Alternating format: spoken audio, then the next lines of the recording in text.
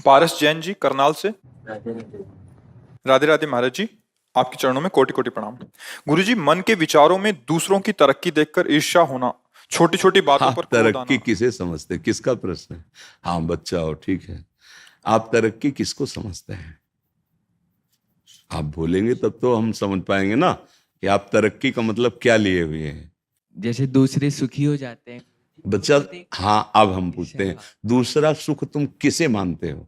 देखो, हम तुम्हारे प्रश्न करके वहां पहुंचाना चाहते हैं जिसे वास्तविक तरक्की कहते हैं, जिसे वास्तविक सुख कहते हैं। तुम बच्चा सुख किसको मानते हो? जिसमें आनंद हो।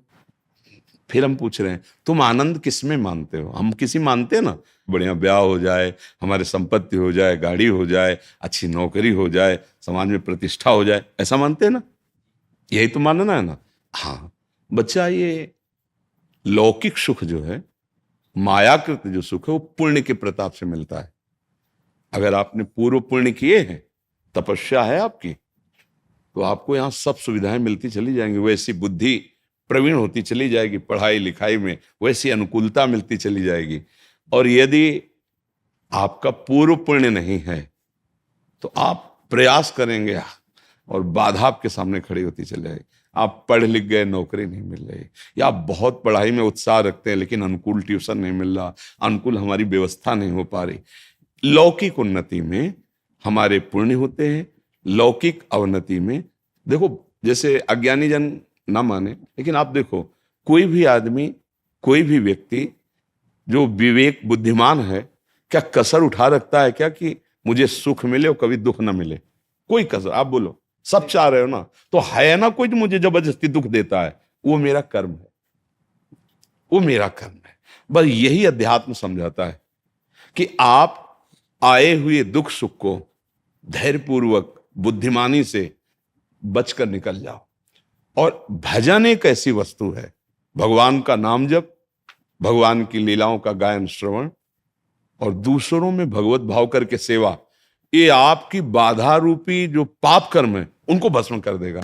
अब ये बात अपने को पता नहीं, ओ ये बात उसको भी पता नहीं जिसको ये सामग्री मिली हुई, सुंदर स्त्री या सुंदर पति या गाड़ी, रुपया, पैसा, जो आप सोच रहे हैं, जिसको देखकर आप ललचा रहे हैं, वो उसके पास वस्तुएं हैं, पर वो भी अशांत है, उसके अंदर भी कामना है, वो भी तृष्णा से युक्त है, भय से युक्त है, और वो मृत्यु से भी भयभीत है।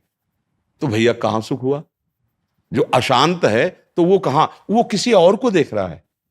आप देख रहे हैं तो वो किसी और को देख रहा है, वो किसी और को देख रहा है।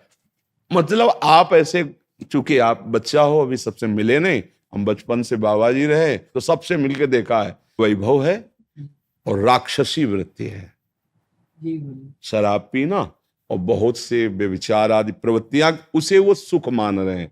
अगर मानो होता, जैसे अपने लोगों को मन समझाता है कि ये सब वैभव, तो वो क्यों रोते हमारे सामने आके? वो क्यों हमसे प्रार्थना करते? क्योंकि हम तो बाबा जी, खाने की व्यवस्था नहीं, कपड़े ठीक नहीं, तो वो तो वैभव संपन्न है, हजारों उनके नौकर हैं, सारी व्यवस्था। जब वो गाड़ी से आए थे, 5-6 गाड़ियां उनके साथ थी और उनके अंग रक्षकों सब ऐसे थे, पर वो ऐसे बात कर रहे थे कि हृदय लग रहा था शास्त्रों में जो लिखा है वो सत्य लिखा है। अनुभव में बच्चे थे तब भी शास्त्र, बस इसीलिए बुद्धि पुष्ट होती चली गई। नहीं नहीं, उस वस्तु को जानना, उस वस्तु को प्राप्त करना है, जिसको प्राप्त करने के बाद कुछ भी चाह नहीं रह जाती। तो बच्चा, भगवान का नाम आपके जो उन्नति में बाधक है उनको नष्ट कर देगा। हमारे जो रसिकाचार्य महापुरुष हैं, उन्होंने कहा है, राधा वल्लभ भजत भज भली भली सब होए, जीते विनायक शुभ अशुभ, विघ्न करे नहीं कोय, विघ्न करे नहीं कोय, डरे कलिकाल कष्ट भय, हरे सकल संताप, हरसि हरि नाम जपत जय। वो विजय को प्राप्त हो जाता है। कोई भी विघ्न, देखो हम डरते हैं कि जैसे बताया गया कि कोई ग्रह तुम्हारे खिलाफ, अगर वो अनुकूल हो जाए तो तुम्हारी उन्नति हो जाए, तुम्हारी उन्नति में अमुक ग्रह बाधक, ऐसा है, ऐसा कोई झूठा नहीं है। ज्योतिष शास्त्र सत्य है, ग्रह नक्षत्रों का प्रभाव हमारे ही कर्म से विपरीत और अनुकूल होगा, वो ऐसे नहीं है। देखो जितने भी ग्रह नक्षत्र हैं, जितने भी लोकपाल हैं, जितने भी काम क्रोध लोभ मोह मद मत्सर आदि हैं, ये भगवान का विभाग है, शासन विभाग। आप अभी अभी आप देखो, कानून के अनुकूल चलो ना तो आपका सहयोग करेंगे, और कानून के प्रतिकूल चलो तो वही थप्पड़ मारेंगे, नहीं मारेंगे।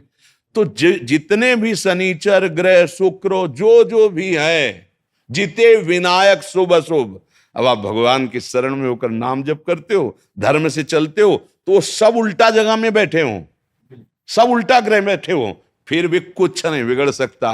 हाँ, गोस्वामी जी ने कहा है, तुलसीदास, जान की नाथ सहाय करें तब कौन बिगाड़ सके नर तेरो। हमारे यहाँ हरिवंश महाप्रभु ने कहा, द्वादश चंद्र कृतस्थल मंगल पूरा पद है, और आखिरी पंक्ति में कहा है, जो पे कृष्ण चरण मन अर्पित तो करी है का नवग्रह रंक। ए बेचारे क्या करेंगे, जब बड़े का आश्रय ले लिया जाता है ना, तो हर जगह से ऐसे होता है, ले जाता है। हाँ, अपने आप जीते विनायक शुभ अशुभ, विघ्न करे नहीं कोई, आपकी उन्नति आपके सतमार्ग पर। ये बात समझ कम आती है। अच्छा, आज जो पाप करते सुखी है, तो पूर्व का पुण्य हमारा संयोग कर रहा है, वो स्थायी तो है नहीं। जब खत्म होगा ना पुण्य, तो ये जो नवीन कर्म है और पीछे भी स्टॉक जो हमारा पाप का है, वो दोनों का जहां मिलान हुआ नष्ट हो जाएगा, चौपट हो जाएगा। बोले क्या?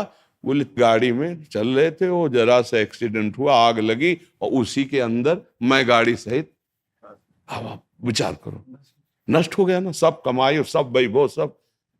जब जीवन ही न, पाप कर्म कभी किसी को बख्शता नहीं है, अधर्म। तो बच्चा, माता पिता की आज्ञा में रहो, जितना बने राधा राधा जपो, और मन लगा के पढ़ो।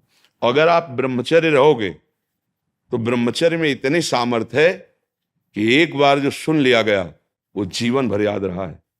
अब तो इतनी औषधियां, इतना सब शरीर पीड़ा में है, एक बार बोला बस, कभी भी जीवन में सुन लेना, स्मृति जागृत हो जाती है। हम जो बार बार पढ़ते हैं याद नहीं होता ना, उसका कारण ब्रह्मचर्य कीनता है। देखो अभी नई अवस्था है, हम तुम्हें नियम बताते हैं। सुबह सूर्य उदय के पहले उठो, जल पियो, पानी रख लो, अनुकूल करो उसे गर्म, इतना कि आराम से वज्रासन में बैठना जानते हो? इसके द्वारा बहुत से विद्यार्थियों को लाभ मिलेगा अगर आप इस बात को सोए। वज्रासन जानते हो? नहीं जानते? घुटनों के बल बैठना वज्रासन कहा जाता है। घुटनों के बल जैसे ना बैठते, दोनों पैर घुटनों को, उसमें बैठकर धीरे धीरे राधा राधा नाम जप करते हुए 10 मिनट में जल पियो, आराम आराम। फिर टहलो, शौच स्नान करो, फिर इसके बाद 30 मिनट व्यायाम करो। ये सब सूर्योदय के पहले हो जाना चाहिए। कुछ दंड बैठक, कुछ उछल कूद, आसन, प्राणायाम, व्यायाम, और सात्विक भोजन, सतोगुणी भोजन। ये जो आजकल चला है ना बाजार का पिज्जा बर्गर, ये सब बच्चा, सब ये चीजें अपने लीवर को खराब करने वाली हैं। बहुत आधुनिकता फैल रही ना, ये नहीं ऐसा नहीं। सात्विक भोजन जहां तक हो सके सात्विक भोजन पाओ। कभी ऐसे बच्चों का संग मत करो जो धर्म विरुद्ध आचरण सिखाते हैं, आचरण विहीन, वो समझ रहे हो ना, जैसे गंदी बातें, गंदे दृश्य, जो गलत तरफ ले जाए। हाँ, ऐसे बच्चों का संग न करो। आजकल वैसे ऐसे मित्र मिलते ही नहीं। हाँ बच्चा, तुम्हारी बात सही, तो देखो मिलते तो है ही, हमारा तुम्हारा मिलन हुआ तो मित्र तो है ही ना, शत्रु तो नहीं है ना। तो अगर खोजोगे तो जिल खोजा तिल पाया है नहीं, तो सही सलाह मिल रही। तो अब ये भी नहीं कह सकते कि अच्छे मित्र नहीं मिलते, पर अच्छे मित्र बड़े भाग्य से मिलते हैं, और वो बड़े भाग भगवान की कृपा से होती है, और वो कृपा आपके ऊपर है। अब स्नान किया, स्नान के बाद व्यायाम किया, फिर कुछ मिनट बैठ करके, पहले तो था कि भाई संध्या गायत्री जैसा, तो अपने धर्मानुकूल। अब वो अगर मान लो बुद्धि नहीं काम करे, तो राधा राधा राधा राधा राधा, थोड़ी देर प्रभु। माता पिता के माथा रख के प्रणाम करो, ऐसे नहीं। प्रातः काल उठ के रघुनाथा, मात पिता गुरु नाम। और भगवान को घर में सबके कुछ ना कुछ भगवान के स्वरूप होते हैं। प्रणाम किया, और फिर विद्या को समझो कि आप बहुत बड़ी तपस्या कर रहे हैं। एकांत में बैठकर जो आपका स्वाध्याय है पूरी तन्मयता से करो। आप देखो बढ़ते हो कि नहीं बढ़ते। शरीर स्वस्थ, संयमी पुरुष, और अपने जो कर्तव्य कर्म को, जैसे आप विद्यार्थी तो आपका वो कर्तव्य, नियमित रूप से आप अपनी दिनचर्या बना लो। आप खुद देखोगे कि जीवन कैसे उन्नति हो? जीवन उन्नति का तात्पर्य सत्य मार्ग में चलना, हृदय आनंदित रहना। वही देशभक्त हो सकता है, वही समुदाय को सुख प्रदान कर सकता है, वही लोगों को तार सकता है। संयम से नहीं है, अपना ही हृदय जल रहा है, तो फिर कोई पद कोई भी वो मंगलदायक नहीं होगा।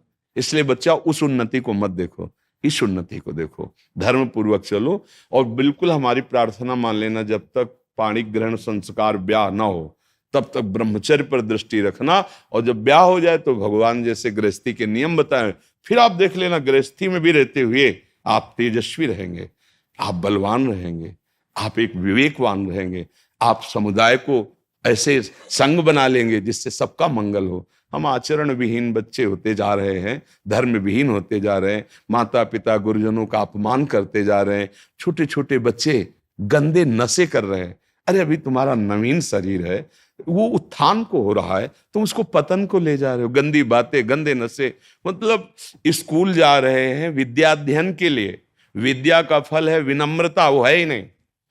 विद्या का फल है दुर्व्यसनों से बचना, और दुर्व्यसन बढ़ा रहे हैं। तो ऐसे बच्चों से, ऐसी आदतों से बचो, भगवान का नाम लो, उनके आश्रित रहो, फिर जो उन्नति होगी चिंता मत करो। अविनाशी के बच्चा हो, अगर उन्नति चाहे तो ऐसी उन्नति होगी कि भगवान के परम पद से बढ़कर परमेष्ठी पद भी ब्रह्मा का नहीं है, वो भक्तों को प्राप्त होता है। सबसे बड़ी उन्नति, ब्रह्मा भी नमस्कार करते भगवान के पद को, परम पद को। ध्रुव जी 5 वर्ष के बालक थे, एक शपथ लगा दी विमाता ने और कहा, अगर पिता की गोद में बैठना है तो मेरे गर्भ से प्रकट हो। और वो सुनीति के गर्भ से प्रकट हुए थे, और जिसने कहा था उसका नाम सुरुचि। रुचि के विरुद्ध हुआ कि हमारे पति के गोद में कैसे बैठ सकता है, उनसे पैदा। वो माता से जाके बोले, माँ ऐसा ऐसा विमाता ने किया। बोले वो ठीक कह रहे हैं महाराज, तो मुझे अब पत्नी की अदासी भी मानने के लिए, तो तुम जाओ और भगवान नारायण का, भगवान श्री हरि का भजन करो, और जो चाहते हो उनसे मांगो, वो तुम्हें। आज भी बड़े बड़े ऋषि मुनि उस पद की परिक्रमा करते हैं जिसमें ध्रुव जी विराजमान है। ध्रुव जी अटल अटल पदवी, 5 वर्ष के बालक ने वो पदवी प्राप्त की कि सब आज वंदना करते हैं। तो अपने लोग क्या नहीं प्राप्त कर सकते?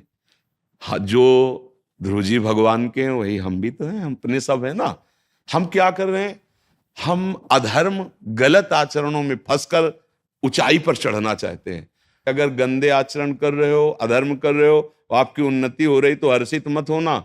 जैसे होता है ना, किसी को छठ में चढ़ा जाए तो वो सोच रहा है बहुत ऊपर नहीं चढ़ रहे, ऐसी जगह से पटके जाओगे किसी काम के नहीं रहोगे। और धर्म से चल रहे हो, दीपक की तरह प्रकाश हो रहा है, कुल परंपरागत चलता रहेगा धर्म को बहुत सावधानी से। और हम तुमको धन्यवाद देते हैं कि इतने छोटे बच्चे होकर आप जीवन की उन्नति मंगल के लिए आप चिंतित हैं।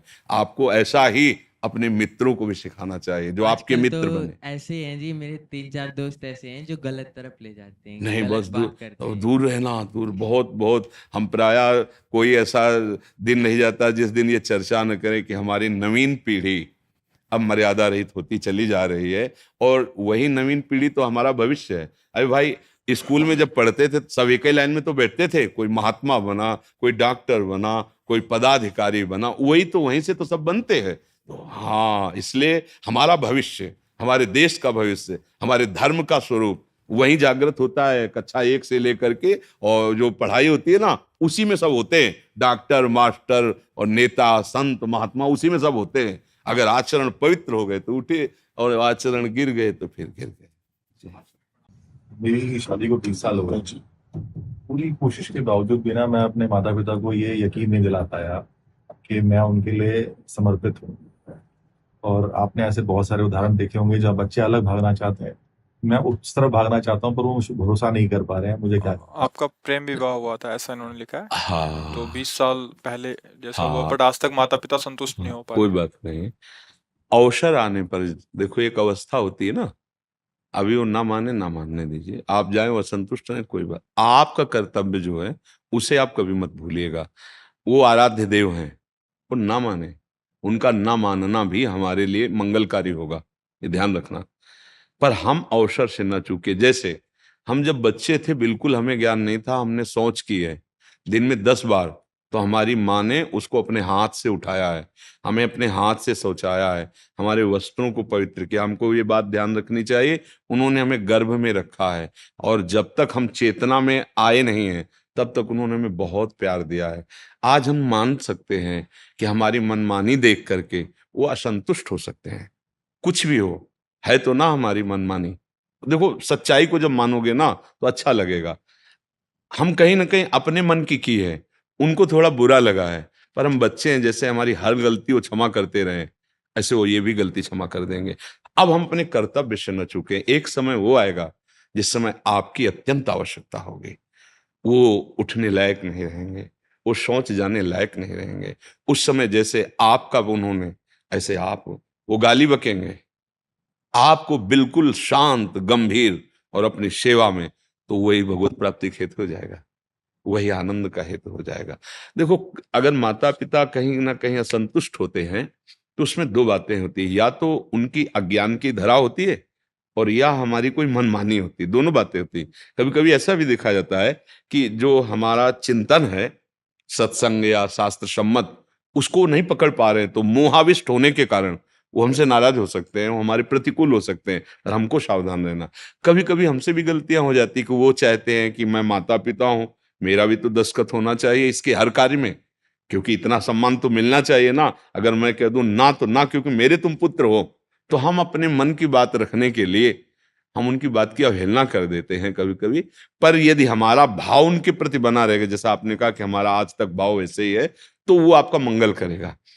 अब आगे आपको ये संभालना है कि उनकी अवस्था, जब अभी मान लो कोई सेवा न ले, कोई बात नहीं, आपको दूर से देखते रहना, खान पान व्यवस्था सब चल रही, ठीक है। और जिस दिन ऐसा अवसर पड़े तो वो गाली भी दे, थप्पड़ भी मारे, तो भी हमको उनकी सेवा करनी, तो निश्चित समझना तुम्हारा मंगल ही होगा उसमें। उनकी किसी व्यवहार से उनसे दूरी बनाना ये ठीक नहीं है। गोदी में बैठ के लघुशंका कर दिया है, माँ की नहीं कर दिया, पिताजी की नहीं कर दिया, उनके बाल नोचे हैं, लेकिन उन्होंने क्या कहा, दुलार ही किया है। अपने गीले जैसे लघुशंका हुई ना, तो उधर वो लेट गए हमें सूखे की तरफ। इतना माँ का प्यार सब कोई देखता है, सब कोई जानता है। खिलवाड़ में वो गोद में खिला रहे, सोच कर दिया, लेकिन उनको बुरा नहीं लगा। उन्होंने अपने कपड़े धोए, हमारे कपड़े धोए।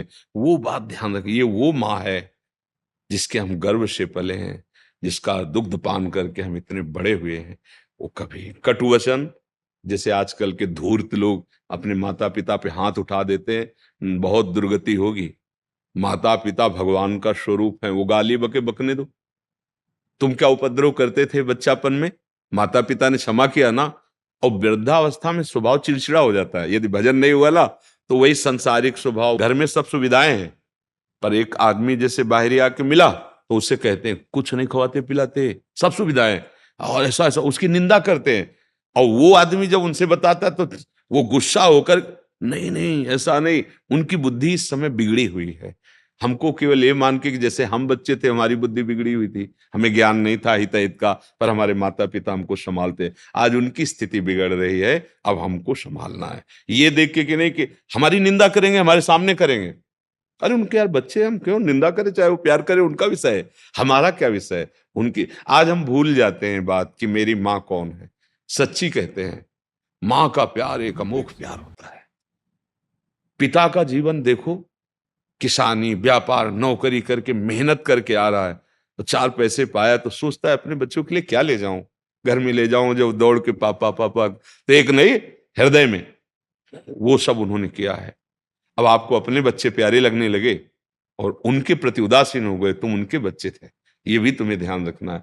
अच्छा, जैसे मान लो आप धन देकर अनाथालय में छोड़े आए, वृद्धाश्रम में छोड़े आए, देखो खान पान मिलना है केवल नहीं, उनको उस समय प्यार की जरूरत होती है, उस समय उनको दुलार की जरूरत है। नौकर प्यार नहीं करता है, तो थोड़ी सेवा बातल, वो बैठे हैं अकेले याद कर रहे हैं बेटा बहू परिवार कि हमारे, वो तुम्हारे जीवन में आगे आके मिलेगा, जो बो रहे हो ना वो तुम्हें मिलेगा आकर के। इसलिए हमें तो लगता है कि भले तीर्थ याटन न करो, आप कभी माला न चलाओ, अपने माता पिता को भगवान मान करके जो नाम तुम्हें प्रिय राम कृष्ण हरि ऐसे बीच बीच में उच्चारण करते रहो। देखो आपको भगवत प्राप्ति होती कि नहीं।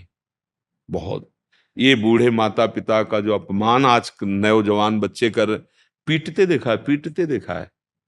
अब वृद्ध है, स्वभाव चिड़चिड़ा है, माना कि वो उसके साथ हित कर बात कर रहा है लड़का, लेकिन उनका स्वभाव हो गया है, वृद्ध है, अब वो कटु वचन बोल रहे, गाली बोल रहे, निंदा करे, वो ये गलती हो जाएगी, अपराध बन जाएगा। पूज्य जनों के प्रति ऐसा अपराध वो फिर तुम्हारे सुकृतों का नाश कर देगा।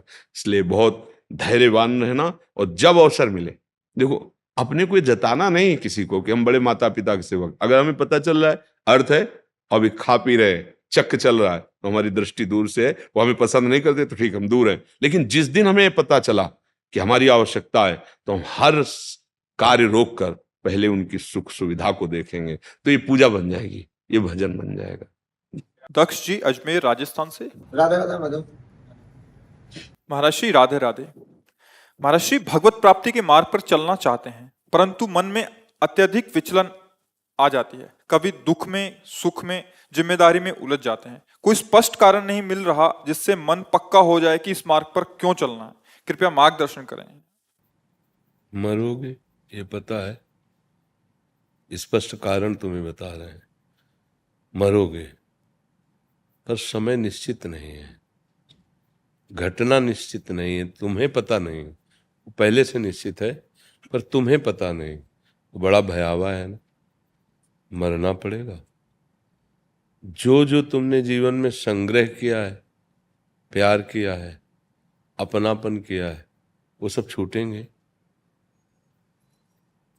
फिर कोई एक तो ऐसा होना चाहिए जो हमारा मित्र हो, जो हमारे मन की बात जानता हो, और जो सब कुछ करने में समर्थ हो, और सर्वज्ञ हो, सर्वत्र हो, महान शक्तिशाली हो।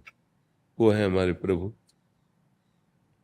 मरने के बाद फिर कहाँ जाओगे तुम्हें पता है?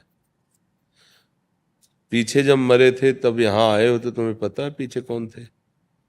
बिल्कुल हम लोग वर्तमान की बात को जानते हैं।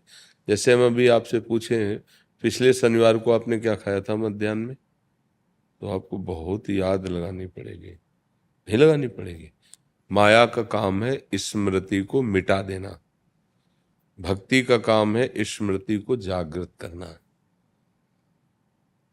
हमें क्यों भगवत प्राप्ति चाहिए? किसी भी भोग को भोगने के बाद आपको तृप्ति मिलती है क्या?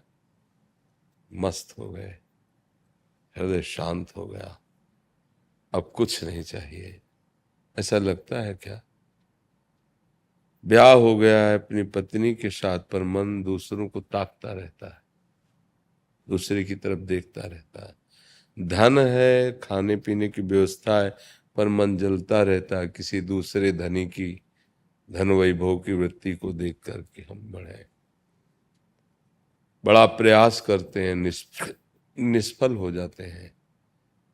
बड़ा शुद्ध भाव से व्यवहार करते हैं, सामने वाला कड़वा व्यवहार करता है। बहुत सी समस्याएं।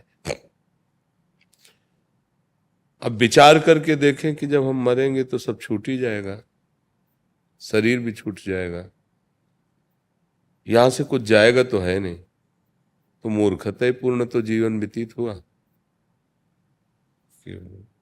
जैसे आपको अमेरिका भेजा जाए सरकारी काम के लिए कि आप अमुक कार्य करिए, तो आप कहते हो कि अब इतनी दूर तो हम जाएंगे, पर हमारे लिए व्यवस्था होनी चाहिए, स्त्री होनी चाहिए, पुत्र, परिवार, मकान, मतलब व्यवस्था।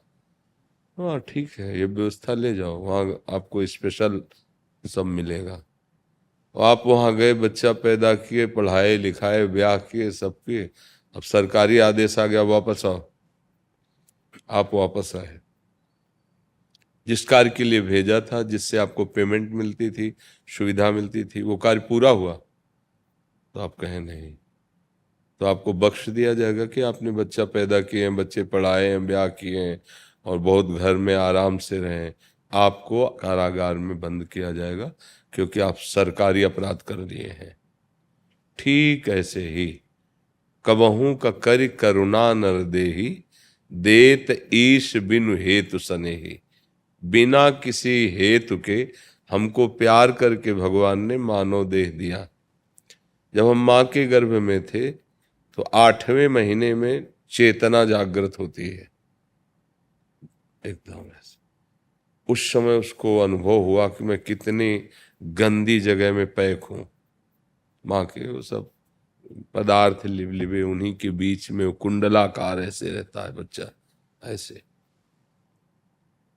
अब उसे भयंकर वेदना होती है और फिर भगवान की याद आती है, फिर कई जन्मों के कर्म याद आते हैं उसको कि मैंने ये किया ऐसा ऐसा।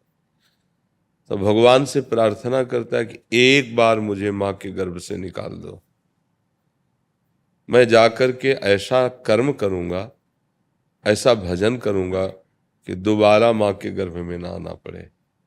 तो भगवान की कृपा से प्रसूति वायु धक्का मारती है, बाहर आ जाता है।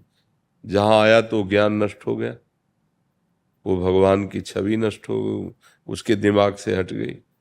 अब वो कहता कहाँ कहाँ कहाँ। बच्चा जब रोए तो देखना, लोग कहते थालियां बजाओ, उत्सव करो, बच्चा पैदा हुआ। बस फिर वो विस्मृति के गर्त में गया और थोड़ा बड़ा हुआ तो ये मम्मी, ये पापा, ये भैया, ये और बड़ा हुआ पत्नी में आसक्त हो गया, फिर धन कमाना, लोग, बस इसमें चला गया। फिर जब शरीर पूरा हुआ तो ऐसे कर्म बन गए कि अब दुर्गति होगी, अन्य योनियों में जाना होगा। तो कई ऐसे कारण कि हमको भगवत प्राप्ति करनी ही है। बिना भगवत प्राप्ति के न सुख मिलेगा न शांति। आप देखो, सब देख लो, अगर भजन नहीं है तो ये चीजें आपके अंदर जरूर होंगी। दुख का डर, अशांति, धन की चाह, भोगों की चाह, एक अलौकिक भय, एक विषाद, ये आपके हृदय में होंगे, क्योंकि भगवान से विमुख हो। भगवान के सन्मुख हो जाओ तो पहला लक्षण प्रकट होगा निर्भय। अब तुम्हारा भय खत्म हो जाएगा। फिर हो जाएगा निशोक, कोई शोक आपके हृदय में नहीं रहेगा। फिर आएगी निश्चिंतता, बेपरवाही। अरे भगवान है ना यार, खूब भजन कर रहे हो तो भगवान सब संभाल देंगे। विपरीत भावना का नाश, भगवान के विपरीत चलने की फिर हिम्मत नहीं रह जाती, वो अब पाप कर्म नहीं कर सकता। इसलिए हमें भगवत प्राप्ति बहुत जरूरी है कि हम जहाँ से जब से बिछुड़े हैं आज तक नहीं मिले, अब अवसर है हम मिल लें प्रभु से, तो हमारी समस्या का समाधान हो जाए। ये आवागमन चक्र जो है, बार बार जन्मना, बार बार मरना, और कितना दुख है यार। ऐसे एक्सीडेंट हो जाते हैं, चकनाचूर शरीर हो जाता है, ऐसी घटनाएं घट जाती हैं, हाथ पैर सब बिगड़ जाते हैं, घसीट घसीट के जीवन व्यतीत करना। ऐसे रोग हो जाते हैं कि घर वाले मनाते हैं भगवान उठा लो इनको। ये प्यार है? ये कोई अपनापन है? बहुत बुरी दशा है अगर भजन न किया जाए। तो यहाँ सच्चा प्यार करने वाला कौन है बताओ? अगर आप अभी ऐसी विशेष परिस्थिति में आ जाए तो आपको अच्छे अच्छों का प्यार नजर आ जाएगा। कोई प्यार नहीं करता। 2-4 दिन, महीना 2 महीना तो दिखाया जाएगा भाई, इसके बाद आपको एक कोने में डाल दिया जाएगा और ये मनाया जाएगा कि भगवान इनको उठा ले। इसलिए भगवत प्राप्ति जरूरी है। सब दुखों से बचाने वाले भगवान हैं, पक्का समझ लो। अगर हम भगवान के भरोसे ना होते, उनके जन ना बनते, तो चाहे जितनी सुविधा कर देते हम डिप्रेशन में रहते, क्योंकि इतना भयानक कष्ट है। हर समय पीड़ा बनी रहती 24 घंटे। 18 वर्ष लड़ते हुए हो गए, पर निराश नहीं है, हताश नहीं है। अब अगर इसके ऊपर कहीं बुखार आ जाए फिर क्या कहना, फिर तो भारी दर्द शुरू होता है, क्योंकि उसमें दम नहीं है ना किडनी में। पर उस समय भी आनंद रहता है। जैसे इस समय बैठे 3-4 दिन से चल रहा है बुखार ये वो, पर दिनचर्या चल रही है। हम हार नहीं मान रहे हैं, हमारी श्री जी का बल है। इसलिए भगवत प्राप्ति जरूरी है। हर परिस्थिति में कोई एक है जो हमें बहुत प्यार करता है, वो है प्रभु, वो है प्रियालाल। आप समझ पा रहे हैं जी? राधे राधे गुरुजी। गुरुजी, मेरा दिमाग सारा दिन डिप्रेशन में रहता है। महाराज जी एक मोह से ग्रसित प्रश्न है, ऐसा इन्होंने लिखा है। महाराज जी मेरी शादी नहीं हुई, महाराज जी पता नहीं मैं कैसे एक पुरुष के शरीर की आसक्ति में फंस गई, उसकी अभी शादी हो गई, मैं उससे बाहर नहीं निकल पा रही। तुम क्या, पूरा संसार इसी में फंसा हुआ है, पूरा संसार। हम लोग अपने अपने मनों को देखते हैं, इसलिए अभी थोड़ी बुद्धि बकाया रहेगी, इसलिए आप प्रश्न कर रहे हो। नहीं कोई प्रश्न, सब संसार। मना कष्टानि इंद्रियाणि प्रकृतिस्थानि करसति। कोई गुरु कृपा पात्र ही दिशा पलट पाता है, नहीं तो प्राय इंद्रियां बहिर्मुख होकर विषयों में सुख खोजने की दौड़ भाग लगाए हुए पापाचरण बनता जाता है। तो डिप्रेशन क्या है? अधिक पाप हो जाना। अधिक पाप हो रहे हैं शरीर से, मन से, चिंतन से। अब उसको जो खुराक चाहिए आनंद, वो मिल नहीं रही, भोगों में तो है नहीं। वो तो आनंद समुद्र आत्मचिंतन या भगवत चिंतन में, वो किसी को पकड़ में नहीं आ रहा। उसको तो प्रगट भोग चाहिए। अब वो मलिन होता चला जा रहा। संकल्प विकल्प इतना कमजोर हो गया कि अब सोच खत्म। कल्पना से भय लग रहा है, नाना प्रकार की भयावह कल्पनाएं हृदय में उठ रही हैं। डिप्रेशन का मतलब क्या है? सही निर्णय मशीन करना बंद कर दिया है। बुद्धि, मन, चित्त, अहंग, ये चार हैं अंतःकरण में। बुद्धि निर्णय करना, संकल्प विकल्प मन, चिंतन चित्त, और स्वीकृति क्रियाओं की, भोक्ता भाव की, आम में सब गड़बड़ हो रहा है। इसीलिए सबसे प्रार्थना करते हैं कि भगवत प्राप्ति, ब्रह्मबोध, मोक्ष छोड़ो, जीने के लिए नाम जप कर लो। अगर ठीक से जीना चाहते हो तो नाम जप कर लो। नाम जप के बिना तुम्हारी बुद्धि पवित्र नहीं होगी, और पवित्र बुद्धि ही ठीक शासन मन पे करती है। नहीं तो मन बुद्धि को अधीन करके इंद्रियों के साथ भोगों में जो मनमानी खेल हो रहा है, आज बुद्धि भ्रष्ट हो जाती है। हम इसीलिए चिल्ला चिल्ला कहते हैं कि जो व्यभिचार है, जो मांस भक्षण है, मदिरापान है, ये जो नाना प्रकार की कुचाले दुर्वासना मम सदा परिकर्षयन्ति, चैन नहीं लेने देगी तुम्हें, कर लो। कहते हैं अभी तो भजन क्या करना है, मौज मस्ती करनी है, हम कमाते हैं खाते हैं, तो देख लो, आगे चल के देख लेना। क्योंकि पूर्व पाप और वर्तमान के पाप जब मिलेंगे तो ऐसा ब्लास्ट होगा कि जीवन तुम्हारा दुख में, नरक में हो जाएगा। इसलिए अगर पति ना मिले तो परम पति का वर्ण करके खूब भजन करो। जरूरी इंद्रिय भोग, उसी से जियो, वही जीवन है, उतने जीवन है। तो ऐसा लो कि एक बार वर्ण करो और आर पार निकल जाओ, वो भगवान है। ये मरण धर्मा को क्या करोगे?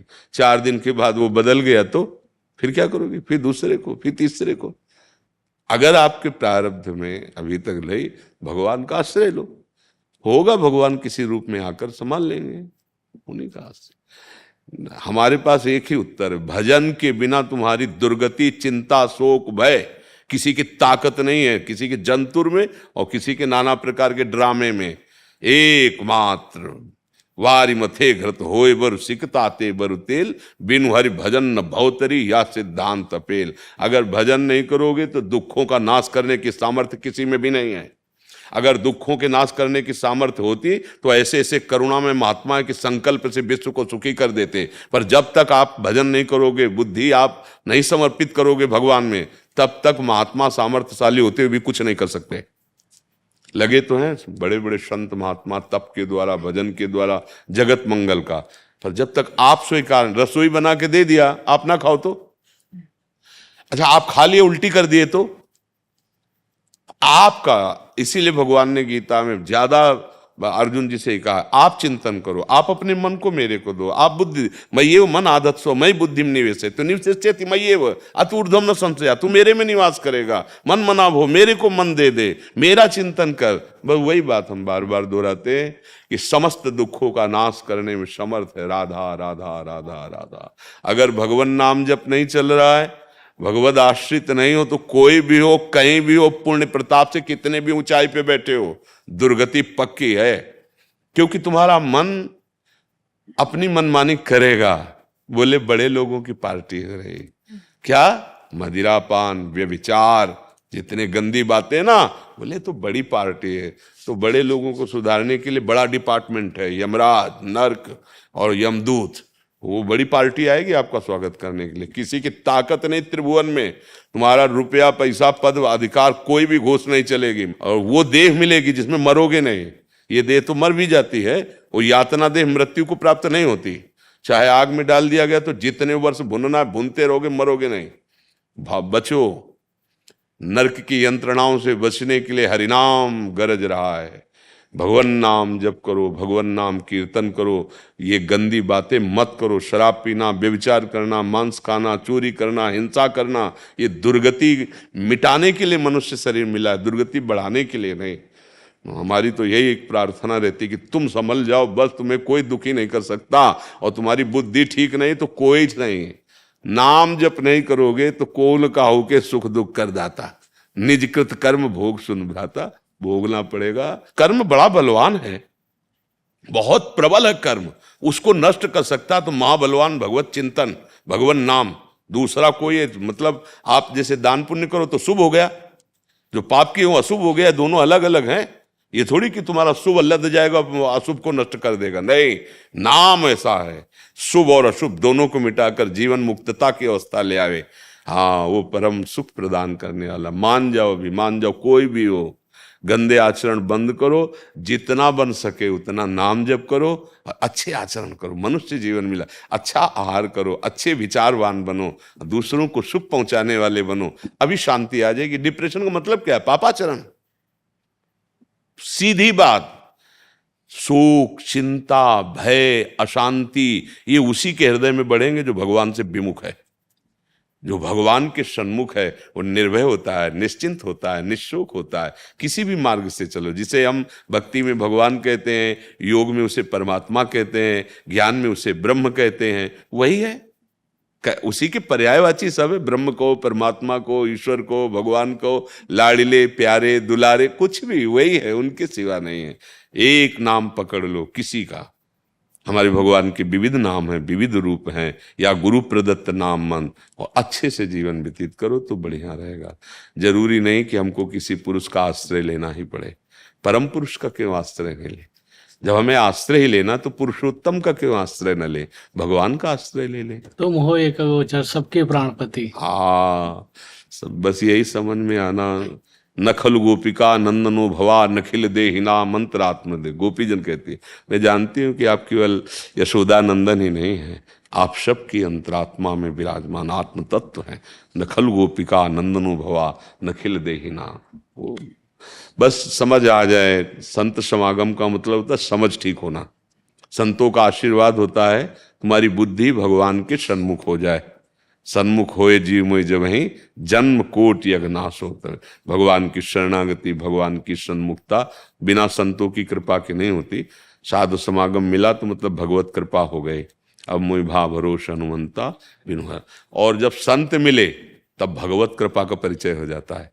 भगवत कृपा से संत मिले और संत से भगवत कृपा का परिचय हो जाता है, और वो परम पद का अधिकारी बन जाता है। बिना प्रयास होई भव भंगा, बड़े भाग पाइप सत्संगा। हाँ, ये नाम जप करो। कोई भी हो, बुरे आचरण जो जानते हो उनका त्याग कर दो, बस इतनी साधना है। असाधनों का त्याग करके नाम जब चल रहा है, खूब कर्तव्य कर्म करो, व्यापार नौकरी जो भी तुम्हारा अधर्म आचरण न करो, यही तुम्हें सुख प्रदान करेगा। कोई भी दवा डिप्रेशन की तब तक काम नहीं करेगी जब तक तुम्हारे अशुभ नष्ट नहीं हो जाएंगे। मूल समझो। और अशुभ नष्ट करने के लिए गरज रही भगवान की शरणागति और भगवान का नाम। भगवान कह रहे ना, सर्वधर्मान परित्यज्य माम एकम शरणम व्रतो अहम त्वाम सर्व पापेभ्यो मोक्षयिष्यामि मा शुचा। और नाम संकीर्तनम यस्य सर्व पाप प्रणाशनम। दो बातें बड़ी जोर की है। भगवान की शरण में हो जाओ और भगवान का नाम कीर्तन करो। नाम जब किसी भी मार्ग का पथिक को मानो, संन्यास मार्ग का पथिक है तो प्रणव भी तो भगवान का ही नाम है ना। ओम भगवान का ही तो नाम है ना। हाँ, तो सब हमारे भगवान के अनंत नाम है। कोई भी एक नाम जपो, तो बिना नाम जप करे किसी का मंगल नहीं। जैसे देखो नारायण नारायण कहते ना सन्यासी, स्वामी जी ओम नमो नारायण तो बोले नारायण नारायण, बिना नाम के नहीं। इतने बड़े परम सन्यासी अवधूत स्थिति में श्री सनक सनंदन सनातन सनत कुमार जी रहते दिगंबर, और हरिशरणम हरिशरणम हरिशरणम, बिना हरिशरण के। शुरू से मैं व्यभिचारी रहा हूँ, कुसंग के संग जी, आप तो सुधार अब करो। बाबा मेरी स्थिति बहुत डाउन हो गई है। मेरे सपन दोष होते हैं और मेरी स्थिति बिल्कुल मेरा सिर मुझे हाँ, नींद नहीं मतलब आती देखो रात देखो रात ये को। गलत अभ्यास का परिणाम है। अभी कुछ नहीं बिगड़ा है। आप महाराज जी नपुंसकता आ गई बिल्कुल। अच्छा, हम चीख-चीख करके जब कह देखो, यद्यपि हमारा विषय नहीं है, हमारा विषय प्रिया प्रीतम वैराग्य मार्ग के पथिक, पर इसलिए करुणा करके हृदय में कि जैसे अपने परिवार का सदस्य कोई गिर रहा हो, तो फिर उसकी बात सुननी चाहिए और उसको सहयोग देना चाहिए, जो भगवान ने हमें ज्ञान दिया है उसके अनुसार। इसीलिए कई वीडियो ऐसे पड़े हैं, पर वो इसीलिए, सावधान हो जाओ, नहीं गृहस्थी लायक नहीं रहोगे। अब उस शब्द को आप जो आप बोल रहे हैं, उसी पे उतार लीजिए। आप असावधान हुए तो देखो आप खुद कह रहे हैं, तो शांत हो जाइए। जैसी भी परिस्थिति है, अपने ही कर्म की है, अब संयम से चलने लगिए। आज तक कुछ मिला क्या आपको? कुछ हाथ लगा कि अब मैं कृतकृत हो गया, मैं सुखी हो गया?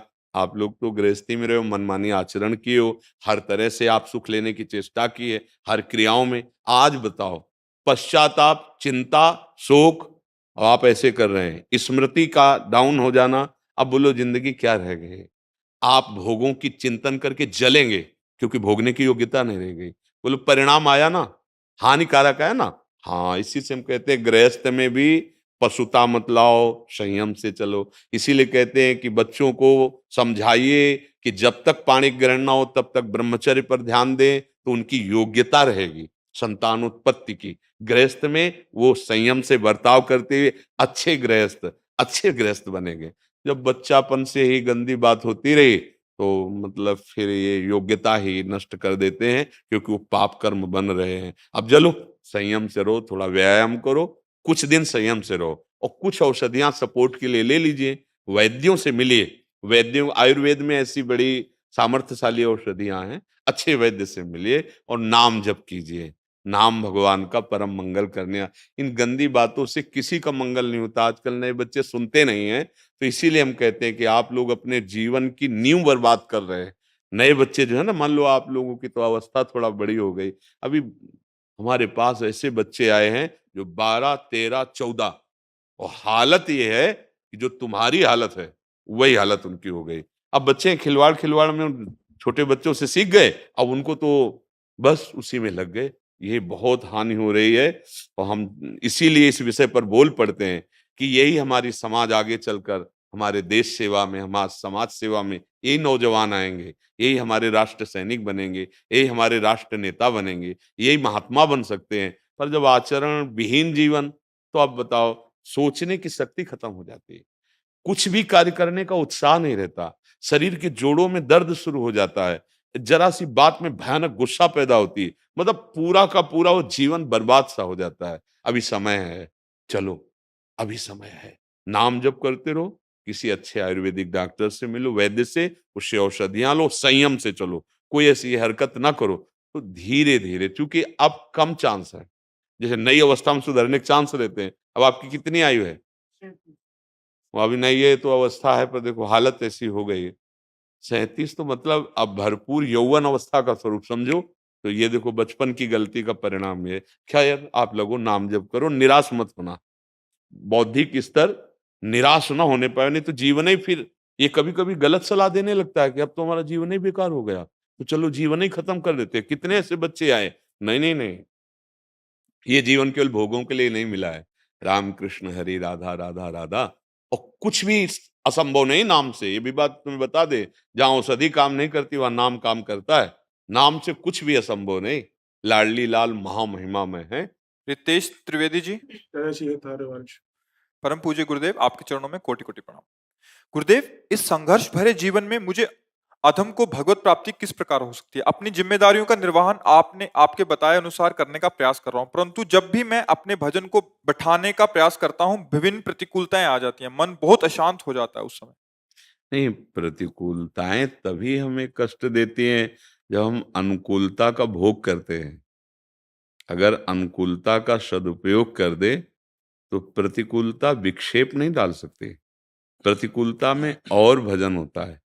सच्ची मानना, दुख में, विपत्ति में बहुत सुंदर भजन होता है। जब कोई सहयोगी नहीं होता और विपत्ति दुख घेरे होती है, तब सामने केवल भगवान ही होते हैं, नाथ। इसीलिए कुंती जी ने भगवान जब सिंहासन पर विराजमान युधिष्ठिर को करके द्वारिका जाने लगे तो कुंती माता से मिली, उनकी बुआ है, उन्हें हाथ जोड़ के कहा था, प्रभु आप सबके हृदय की बात जानते हैं, मैं आपसे एक वर चाहती हूँ, मुझे कदम कदम पे विपत्ति मिले। उनका आप ऐसा क्यों? बोले जब विपत्ति होती है तो मैं दौड़ते हुए आपको अपने सामने देखती हूँ, आज संपत्ति आ गई तो आप पीठ करके जा रहे हो, मुझे ऐसी संपत्ति नहीं चाहिए, मुझे वो विपत्ति चाहिए जिसमें आपका पीताम्बर फहरा रहा है, आप हमारी तरफ। हम लोग संसार की मानवीय अनुकूलता के भोगी हैं तो विपत्ति भयावह लगती है, दुखद लगती है। नहीं, विपत्ति वो औषधि है जो भगवान से प्यार करा देती है। सच्ची मानना, जब कोई सहयोगी नहीं होता और आसपास हृदय देखता है कि कोई प्यार करने वाला नहीं, जिधर देखो उधर तिरस्कार अपमान, तब एक गली दिखाई देती है, वो होती है कृष्ण की, वो होती प्रभु की, नाथ अब तो बस जीत गया। तो मुझे तो लगता है कि विपत्ति और अपमान और तिरस्कार ये अमृत है, सम्मान और संपत्ति और नमस्कार ये फंसाने वाला विष है। महापुरुषों ने भी कहा, सम्मानम कल्याति घोर गर्लम नीचापमानम सुधा, सुधा माने अमृत। क्यों हमें विपत्ति दुखी कर सकती है? क्योंकि हमारे लिए विपत्ति दुख में लग रही है, क्योंकि हमने सुख भोगा है अनुकूलता का, इसलिए दुख है।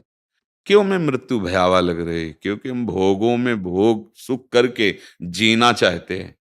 क्या है मृत्यु? ये कोई प्रवचन की बात नहीं है।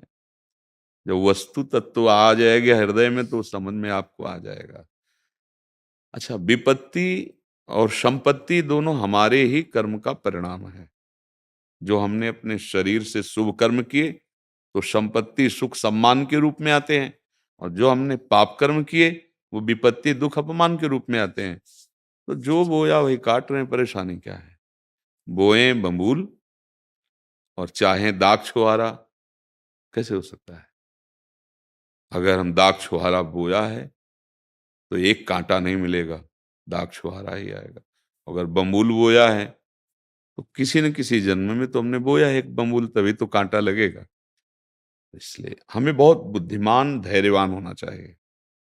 ये मानव जीवन पशुता भरा जीवन नहीं है कि दुख आया तो रो दिया, सुख आया तो घमंड में आ गए। ये ऐसा बहुत गंभीर, जैसे नदियां समुद्र में जाती उफान नहीं आ जाती, और सब बंद हो जाए तो घट नहीं जाएगा, इंच भर नहीं घटेगा, समुद्र अपनी मर्यादा में। ऐसे ही भगवान का भक्त का हृदय होता है, भारी से भारी सुख समृद्धि में उसे अभिमान नहीं होता, और दुख विपत्ति में। पर यह जरूर है कि संपत्ति और सुख से बढ़कर दुख और विपत्ति में आनंद भरा है। ये कोई बुद्धिमान विवेकवान ही जान सकता है, अन्यथा ले। जहां प्रभुता मिली, मद आया, अहंकार आया तो शुरू हो गया मदिरा पीना, बेविचार करना, जुआ करना, प्रभुता प्रभुता। और जब विपत्ति घेरे हुए कोई कुछ नहीं तो फिर ऐसे आता है कोई प्रभु, है कोई भगवान, मेरा सहयोग कर दे। मुझे निश्चित निश्चित भगवान का मार्ग खुलना इसी में है। मुझे लगता है कि विपत्ति कोई दुखद वस्तु नहीं है। अब जैसे किसी का बिछुड़ जाना, पुत्र का, पत्नी का, पति का, मित्र का, कोई भी प्रिय का, इसका नाम क्या है तुम्हें पता नहीं? मृत्यु लोक। सुना नहीं किस लोक में तुम्हारा जन्म हुआ है? मृत्यु लोक। मृत्यु माने मरना, इसमें सबको मरना ही पड़ेगा। जब जितनी आयु मरना पड़ेगा तो शोक काहे को करते हो? जो जन्मा है वो शरीर मरेगा। तुम्हारा कभी मरण हो नहीं सकता, तुम अपने को जान नहीं पा रहे, इसलिए दुख नाम की कोई चीज नहीं, सच्ची समझ लेना। हम दुख मानते हैं, कल्पनात्मक हमें दुख प्राप्त होता है, क्योंकि हमने कल्पनात्मक सुख मान लिया ना। ये सब कल्पनात्मक ही तो है। विचार कीजिए, मुझे मेरा ब्याह हो जाए मैं सुखी हो जाऊंगा, तो आप देख लो। मुझे ये पद मिल जाए तो उनको देख लो, पूछो। यहाँ तो भगवत कृपा से सब जनों से संभाषण होता है ना, जब एक्सरा होता है तब पता चलता है कि बहुत ठीक हो जो तुम्हें वैभव नहीं मिला है, बहुत ठीक हो। नहीं तो जो आप ऐसे पर्चा रखते हैं ना अपने हृदय का, तब लगता है ओहो, तब ये काम बना सकते थे इस पद में बैठकर भगवान के साक्षी वृत्ति से धर्म पूर्वक, तो यही इनको भगवत प्राप्ति के मारा तो चौपट कर दिया। अब आप संसार के समाचार सुनते हो कि खुद देख लो संसार में, ये सुख दुख भ्रमात्मक है, इस पर मत फंसो, भगवान के चिंतन में फर्क मत आने दो। बोलो कौन सी विपत्ति तुम्हें परेशान करती है? माना हुआ सुख, मानी हुई मान्यता, उस पर ठेस पहुंची, वही विपत्ति है। ये मरेगा आज नहीं तो कल निश्चित इसका समय है। जितने शरीर हैं सब छूटेंगे, क्या इस पे शोक करना है? जितने दिन हमारा जीवन है हम राधा राधा कह के जिएंगे। हमारे कर्मानुसार जो अच्छा या बुरा हमारे सामने पेश किया जाता है, हम कला सीखेंगे, ना अच्छे में फंसे ना बुरे में निकल जाए। बिल्कुल मुझे तो ऐसा लगता है कि बड़ी कृपा है, भगवान ने हमें पग पग पर विपत्ति दी। सच्ची मानना, अंतिम निर्णय तुम्हें बता रहा हूं। हाँ, भगवान जब विपत्ति देते हैं तो एक रास्ता भी दे देते हैं परम संपत्ति का, क्योंकि हम सब उनके बच्चे हैं। पर हम लोग उस रास्ते को न देखकर उधर ही भागते हैं जिधर विपत्ति हमको रगड़ दे, नष्ट कर दे। हमको वो रास्ता अच्छा नहीं लगता जो विपत्ति का नाश करने वाला है। कोई विपत्ति नहीं, कोई दुख नहीं, ये बिल्कुल सच्ची मानिए, कोई ऐसे कष्ट नहीं जो बाल्यावस्था से आज तक मिले ना हो। कोई कष्ट ऐसे नहीं, प्रकृति का सीधा वार सहना। पर एक ही बात थी, मुझे भगवत प्राप्ति करनी, कुछ भी हो जाए मुझे ब्रह्म साक्षात्कार करना। लक्ष्य दृढ़, कोई नहीं गिरा पाया, विपत्ति नहीं। अगर हमारा लक्ष्य भोग है तब तो फिर हम परास्त हो ही जाएंगे। सुख सुविधा भोग ये परास्त कर देते हैं। मुझे लगता है कि अनुकूलता का सदुपयोग करें तो प्रतिकूलता कभी आपको दुखी नहीं कर सकती। संपत्ति का सदुपयोग कर दें तो विपत्ति आपको छू नहीं सकती। पर हम लोग संपत्ति का, अनुकूलता का, सुख का भोग कर लेते हैं तो दुख और विपत्ति ये हमें फिर परेशान कर देती है। ये कोई परेशानी नहीं,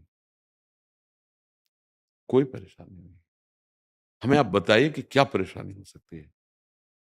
हमारे दिमाग में तो कोई परेशानी नहीं लगती, किसी को कोई परेशानी नहीं। आपकी चाहतें आपको परेशान किए हैं, आपकी आवश्यकताएं इतनी बढ़ चुकी हैं कि आपको परेशान किए हैं, आपकी कामना, आपकी वासना आपको परेशान किए, कोई परेशानी है ही नहीं। अगर हमारे हृदय में एक सूत्र आता है, जोई जोई प्यारो करे सोई मुई भावे, बोलो क्या परेशानी? प्यारे चाह रहे हैं ऐसे बन करके ऐसे करो, हाँ ठीक, हम उसी में खुशी हैं जिसमें आप राजी हैं। कोई प्रश्न ही नहीं बनता, कोई परेशानी नहीं। ए बहादुर बोलो, मन को कायर मत बनने दो, ये बहुत चालबाज है, ये बहुत जल्दी हमको गिरा देता है, बहुत कमजोर हो चुका है विषयों में जाने के कारण। बहादुर बनो, हमें बताओ आप कौन सी विपत्ति आपको परेशान की है, हमें ये बता दो कि अगर ये विपत्ति दूर हो जाए तो मैं जीवन के लिए सुखी हो जाऊं, फिर हम आपको उत्तर दे दें। एक एक कदम पर आपका मन आपको धोखा दे रहा है, सबसे बड़ा विपत्ति देने वाला वो है, उसको सुधार लो, कोई विपत्ति नहीं है, कोई विपत्ति।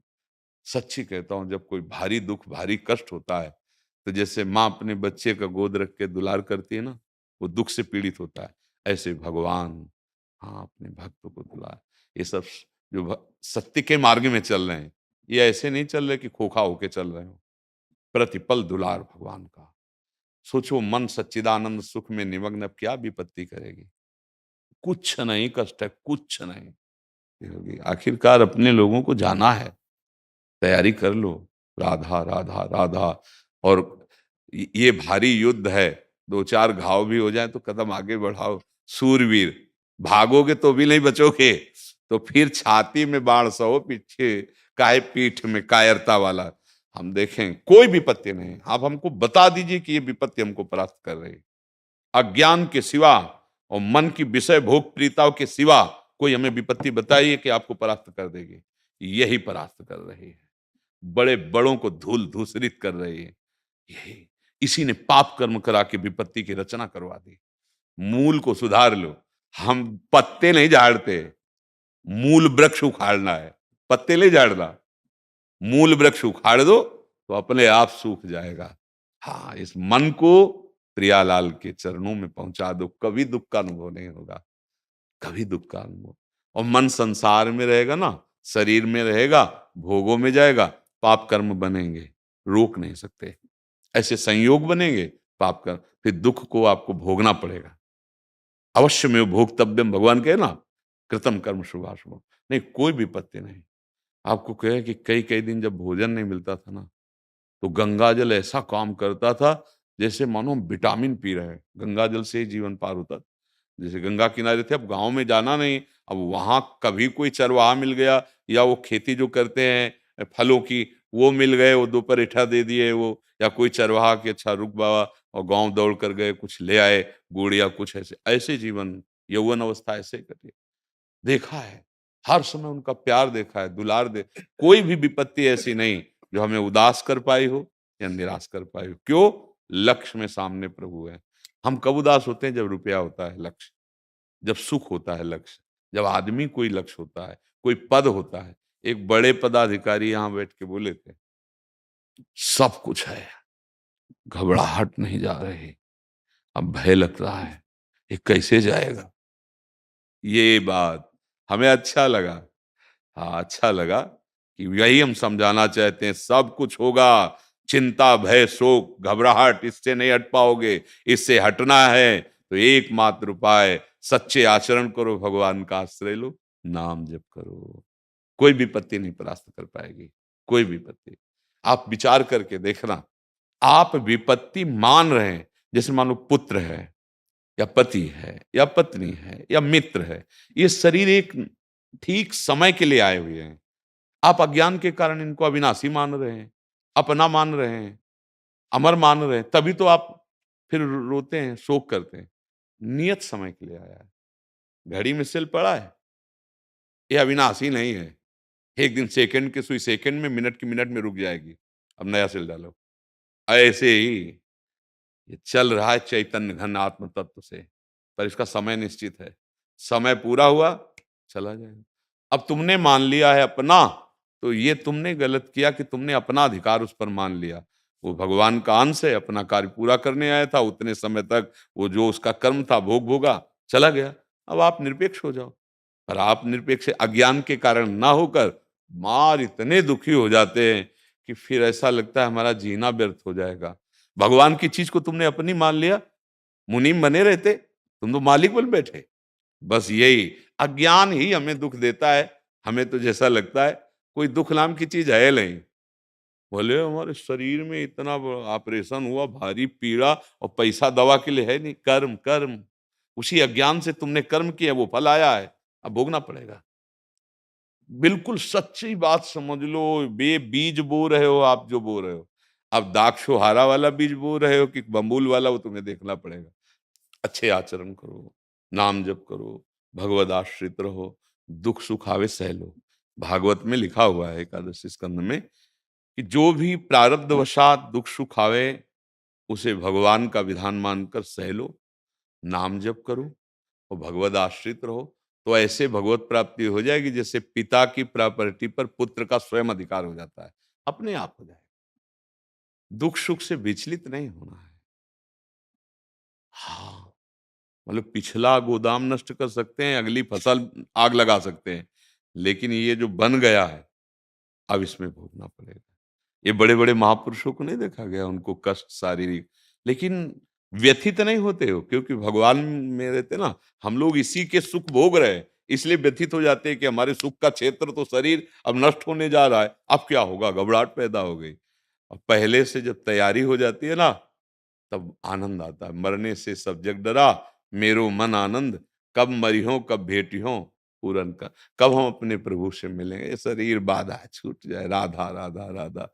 दुखी मत हो, आनंदित रहो, मन को प्रभु में लगाओ। जिन्होंने बिना किसी सहयोग के अखिल ब्रह्मांडों की रचना कर दी, उन प्रभु के आप जन हैं। आज कोई वस्तु नष्ट हुई है तो उनको देना होगा, तो कल बहुतायत में वो आ जाएगी, चिंता मत करो। ये किसी ने रचा थोड़ी हो, भगवान के इतने में निमेष में अनंत ब्रह्मांड पलक झपकते रच गए। उन प्रभु के आप हैं, उन प्रियाजू के हैं, जिनके प्रभु ऐसे प्रभु अधीन है। मुझे लगता है शोक करने की तो कोई गुंजाइश नहीं। आज प्रभु रखना चाहते हैं मुझे भूखा, तो फिर हम नहीं खाना चाहेंगे। आज भूखे रह के राधा राधा जपेंगे, और जब प्रभु की इच्छा होगी तो 56 भोग की व्यवस्था कर देंगे। अवसर आया तो मालिक ने दिखा दिया कि मेरा भक्त ऐसा ना समझे कि अनाथ है, भिक्षुक है, कैसी उनकी। ये हम इसलिए बता दिया करते कि अपना उदाहरण देने से तुम्हें विश्वास हो जाए। आप ये न सोचना कि तपस्या के कारण या ऐसा, आश्रय केवल है, आश्रय। आश्रय से बात बन जाती है, अगर भरोसा प्रभु का तो बात बन गई। ध्रुव जी उत्तराखंड से। राधे राधे। गुरुदेव राधे राधे, आपके चरणों में कोटि कोटि प्रणाम। गुरुदेव, अगर कभी ऐसी स्थिति आ जाए जब हमें लगे कि हमारे बड़े लोग किसी जगह पर गलत हैं, तो क्या हमें उन्हें बोल देना चाहिए? जरूरत पड़े तो प्रार्थना कर देनी चाहिए, जरूर करनी चाहिए। मुझे ऐसा लगता है कि ये जो आप क्रिया कर रहे हैं या जो आप हमारे लिए भी आदेश कर रहे हैं, ये शास्त्र सम्मत नहीं है। आप इस पर विचार कीजिए, ऐसा बोला जा सकता है। फिर यदि वो हमारी प्रार्थना नहीं मानते हैं, तो हम भगवत भाव करके उदासीन हो जाते हैं, क्योंकि आगे फिर हमारा कर्तव्य बिगड़ जाएगा अगर हम विरोध, अपमान आदि करने लगे। पर ऐसी कोई बात हो जिसमें विरोध से ही बचाव पक्ष दृढ़ होगा। कई ऐसे विषय होते हैं, जब तक विषय खोला ना जाए तो उसका सही निर्णय नहीं होता, पर हम संकेत में कहते हैं। अगर ऐसा विषय है कि विरोध करने से धर्म की रक्षा हो जाएगी, तो फिर वो विरोध कर ही देना चाहिए। अगर ऐसा लगता है कि इस क्रिया से हमारा पक्ष नहीं बिगड़ेगा, तो हम धर्मयुक्त प्रार्थना उनसे कर देते हैं। लेकिन ऐसा लगता है कि नहीं, अब बिगड़ जाएगा, फिर विरोध कर देना चाहिए। जैसे पिता है, अब पिता के द्वारा बच्चे सुरक्षित रहना ये स्वाभाविक धर्म बनता है।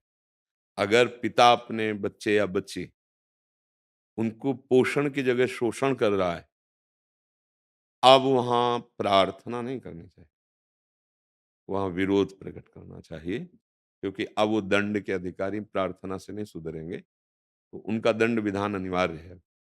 उनकी बुद्धि पशुवत हो गई है, राक्षसी हो गई है, और वो दंड से, साधन से ही सुधरेगी। पर ऐसे कि जैसे पिता हमारे गलत आहार खाते हैं, पीते हैं, तो हम प्रार्थना कर सकते हैं, और हम स्वयं वो नहीं करेंगे, बस इस तरह। अगर वो ऐसा है तो फिर वो, पर हम उनका अपमान नहीं करेंगे, क्योंकि उनका गलत अभ्यास खान-पान का रहा है, वो नहीं छोड़ना चाहते हैं। पर हमें सत्संग मिल गया और हमारी समझ में आ गई कि ये नहीं करना चाहिए, तो हम स्वयं नहीं करेंगे, एक बार प्रार्थना करेंगे, बस फिर निरपेक्ष हो जाएँगे। जैसी सेवा बननी चाहिए, वो सेवा हम उनकी करते रहेंगे। पर कुछ ऐसा है जहाँ विरोध से ही बनेगा, और कुछ ऐसा है जहाँ प्रार्थना करके हमको उस बात से निरपेक्ष हो जाना चाहिए। अगर हम कटुता का व्यवहार करते हैं तो अपने धर्म से चले जाएँगे। ये दोनों बातों को अच्छी तरह समझा जाए तो फिर बात हमसे निरपराध बात हो जाएगी। जी। अब जैसे गुरु पद है, ये मंगल भवन भगवान की प्राप्ति के लिए है। गुरु की सब आज्ञाओं का पालन करना परम कर्तव्य होता है। पर यदि कहीं ऐसा धर्म विरुद्ध आदेश है, तो हम निवेदन करें कि ऐसा ना तो कहीं गुरु के पद में विराजमान किसी महापुरुष ने आज्ञा करी है, और न ऐसा शास्त्र कह रहा है। अब मेरे इस प्रश्न का समाधान कीजिए तो मैं आपकी आज्ञा का पालन करूं। धर्म विरुद्ध कभी गुरु आदेश कर नहीं सकता। अगर है तो तत्काल वहां प्रश्न करना चाहिए, फिर जो उत्तर उस पर विचार करें। अगर वो उत्तर शास्त्र सम्मत नहीं है तो तत्काल दूरी बना ले। छल हो रहा है, सत्य का उपदेश नहीं है। क्योंकि कभी भी सत मार्ग पर आरूढ़ असत का उपदेश कर ही नहीं सकता। भूले न दे कुमारग पाऊं, बस ऐसी सूक्ष्मता से दर्शन करना है। सत्संग हमारे अंदर विवेक जागृत करता है, तो सत्संग गुरु के वचन, संत के वचन, शास्त्र के वचन, इनका मिलान होना चाहिए। ठीक, फिर जो वचन वही मन और वही आचरण, इनका मिलान होना चाहिए। यह है कि हम गलत जगह जुड़े हैं, सही जगह जुड़े हैं, गलत आदेश है कि सही आदेश है, इन तीन बातें देखी जाती है। शास्त्र, गुरु के वचन, संत के वचन मिलने चाहिए। तस्मात् शास्त्रम प्रमाणन्ते। सबसे बड़े गुरु हैं भगवान श्री कृष्णचंद्र जी, गीता जी, भागवत जी, ये सब भगवान गुरु की ही वाणी है। अगर इनसे विरुद्ध किसी की बात है तो विचारणीय बात है, हम कहीं ना कहीं फंस रहे हैं। तस्मात् शास्त्रम प्रमाणन्ते। जो सच्चे मार्ग का पथिक होगा उसके जीवन में दंभ, पाखंड, कपट नहीं होता। जो वाणी में, वही आचरण में और वही मन में, यही पहचान है सत्य की, कि सत्य है जो बोला जा रहा है वही मन में चल रहा है, वही आचरण में। बोला कुछ जा रहा है, मन में कुछ चल रहा है, आचरण कुछ है। चाहे हमारा हो, चाहे आपका हो, चाहे किसी का हो, वो विश्वसनीय नहीं है, अभी सिस्टम सही नहीं है। बिन विवेक वैराग्य भक्ति बिन सत्य न एको मानो, भगवत विमुख कपट चतुराई सो पाखंड नहीं जानो। बहुत विवेक की जरूरत है। अपने पूज्यजनों के प्रति हमें पूज्य भाव रखना है, पर जहां हमको लग रहा है कि ये शास्त्र विरुद्ध है, वहां सीधे बिल्कुल डरना नहीं, सीधी बात रख देनी है, क्या ये शास्त्र प्रमाणित है? अब अगर चतुराई करेंगे तो उसी समय शब्द समझ में आ जाएगा कि अब उसको केवल संभाला जा रहा है, बात सही है नहीं। दूरी बना ले, खूब नाम जप करे, भगवत प्राप्ति हो जाएगी। तो बहुत बहुत विवेक की आवश्यकता है इसमें समझने की। इसका उद्देश्य अपमान करना नहीं है, अपने को बचाना है, क्योंकि अमूल्य जीवन हमारा व्यर्थ में नहीं जाना चाहिए। ये अमूल्य जीवन में भगवत प्राप्ति करना ही करना है, दूसरा कोई उपाय नहीं है। कुछ कोई हमको भय, चिंता, शोक, मृत्यु से नहीं बचा सकता। तो सही आचरण में चलना, अपने जितने सीमा के अंतर्गत आते हैं उनके गलत आचरणों को उनको दर्शन कराना कि आप गलत हो, आप चाहो तो सुधार कर लीजिए, अगर नहीं तो हम आपसे दूरी बनाकर अपने जीवन को नष्ट नहीं होने देंगे। और जहां से हमारा सुधार हो रहा है वहां 3 मन और वचन और कर्म, इनकी एकता होनी चाहिए। जो आप बोल रहे हैं वो आपके जीवन में है कि नहीं है, आपके मन में है कि नहीं है। अगर नहीं है तो हम धोखे में फंस सकते हैं, और अगर तीनों एक है, उसका परिचय जब बहुत काल संग करे तो तीनों चीजें समझ में आएंगी और 1 मिनट में समझ में आ जाएगी। यहाँ भगवान बैठे हैं, जिनके वचन सुनते ही हृदय में शीतलता हो जाए, जिनको नेत्रों में देखते ही, नेत्रों से देखते ही ऐसा लगे कि देख तो पहली बार रहा हूं लेकिन बहुत बार देखा है, और ऐसा लगता है ये मेरे हैं, ऐसा लगता है मैं इनको देखते रहूं। जिनके सानिध्य में अपने अवगुण प्रकाशित होने लगे और अंदर से आने लगे कि अब नहीं करूंगा, केवल सानिध्य मात्र से अब नहीं करूं, वहां सत्य वस्तु जागृत हो रही है, वहां सत्य वस्तु विराजमान है। समझ रहे ना? जी।